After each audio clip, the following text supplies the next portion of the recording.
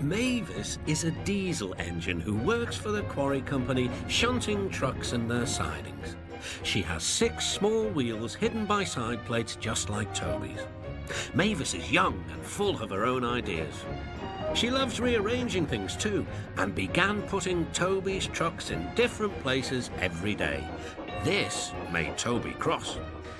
"Trucks," he grumbled, "should be where you want them, when you want them." "Fiddlesticks," said Mavis, and flounced away. At last, Toby lost patience. "I can't waste time playing hunt the trucks with you. Take them yourself." Mavis was pleased. Taking trucks made her feel important. At the station, Diesel oiled up to her. "Toby's an old fusspot," she complained. Diesel sensed trouble and was delighted. "Toby says only steam engines can manage trucks," continued Mavis. "How absurd. Depend upon it, Mavis. Anything steam engines can do, we diesels can do better." Diesel knew nothing about trucks, but Mavis didn't realise this. Toby's line crosses with the main road behind the station and for a short way follows a farm lane. Frosty weather makes the muddy lane rock hard and very slippery. Toby stops before reaching the lane. His fireman halts the traffic at the crossing and then he sets off again. By using the heavy trucks to push him along, he has no trouble with the frosty rails in the lane. It is the only safe thing to do in this kind of weather. Toby warned Mavis and told her just what to do. "I can manage, thank you," she replied. "I'm not an old fusspot like you." The trucks were tired of being pushed around by Mavis. "It's slippery," they whispered. "Let's push her around instead." "On, on," they yelled. Mavis took no notice. Instead, she brought the trucks carefully down the lane and stopped at the level crossing. All traffic halted. "One in the headlamp for Fusspot Toby," chortled Mavis. But Mavis had stopped in the wrong place.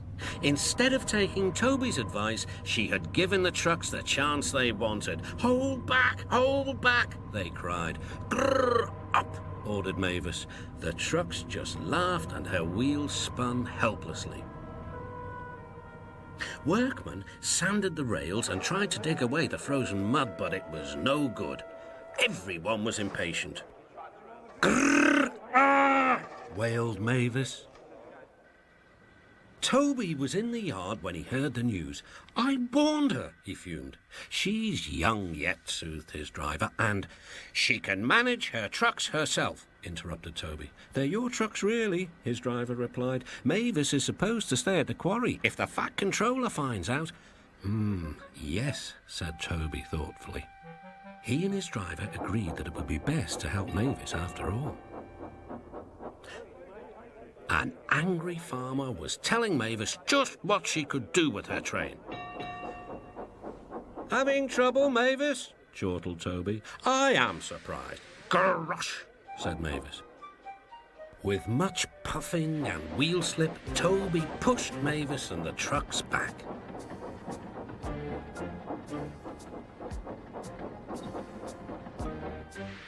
The hard work made his fire burn fiercely, and his firemen spread hot cinders to melt the frozen mud.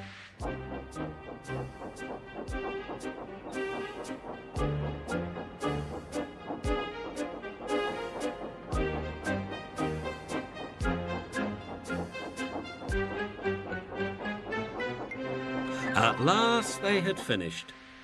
"Goodbye," called Toby. "You'll manage now, I expect." Mavis didn't answer.